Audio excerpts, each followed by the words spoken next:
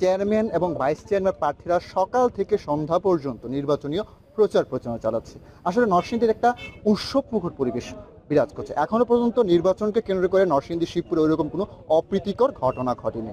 নরসিংদী শিবপুরে আসলে চেয়ারম্যান প্রার্থী যারা রয়েছে তাদের মধ্যে একটা প্রতিযোগিতার লক্ষণ সাধারণ মানুষের মুখে শোনা যাচ্ছে।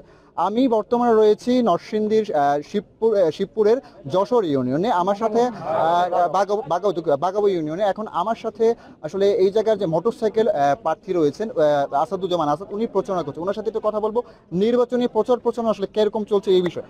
আপনার নির্বাচনী প্রচার প্রচারণা কিরকম চলছে? ইনশাল্লাহ আল্লাহর রহমতে ভালোই চলছে।